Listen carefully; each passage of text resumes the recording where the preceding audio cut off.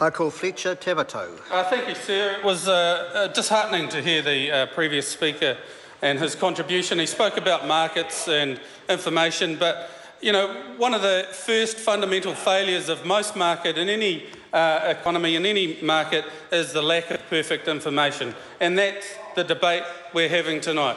So what is it that we're being asked for here, sir? We're being asked for information so that the consumers can make choice. National has stood up one after the other and told New Zealanders, they have literally told New Zealanders that they would be better off in the dark. They have told New Zealanders that you don't need to know. And that's literally. They literally want to grow New Zealanders like mushrooms, sir. Right. It's actually unbelievable, unbelievable. So Sarah Dowie spoke up. There are elements within the sector who have seen to spun a story for some of the members here tonight, and they seem to have lapped it up wholeheartedly. They've taken it in hook, line and sinker. There are elements in this electricity industry, there are elements, Mr Speaker, who profit from the opaque nature of this electricity market, and they are incentivised and they profit from the fact that consumers do not know what is going on. And for National and ACT to stand up and tell New Zealanders that they should continue to be grateful for not knowing what's going on is unfortunate and an anathema, I believe, to everything that they presume to publicly to stand for. I would like to commend Mr Shearer for this bill.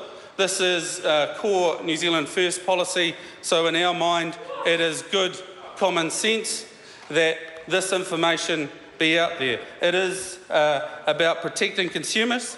It is about empowering consumers. It allows them to compare and contrast. We were given examples like Flick.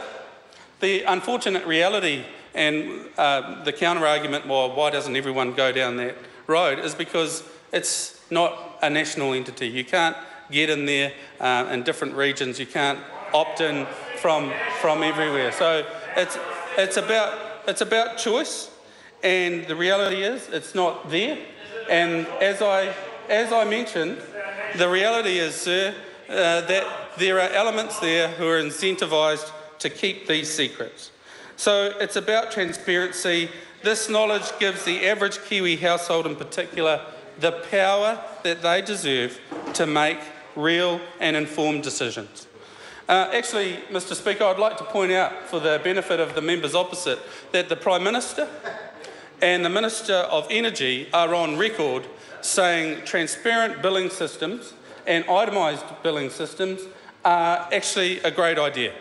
So I think this side of the House have got their politics around the wrong way tonight. They're kind of talking against their leader and the one who gave them the job. So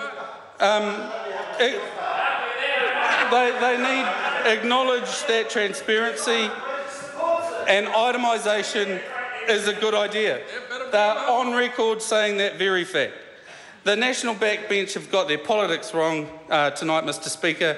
We've heard of the Flick example, like I said, but what I also wanted to point out to Ms Dowie was we have the likes of Dr Heffernan going on record, who's in charge of a big retail company, saying actually this kind of legislation is absolutely appropriate and this is the track that the industry needs to go down. So I don't think they'd resent it.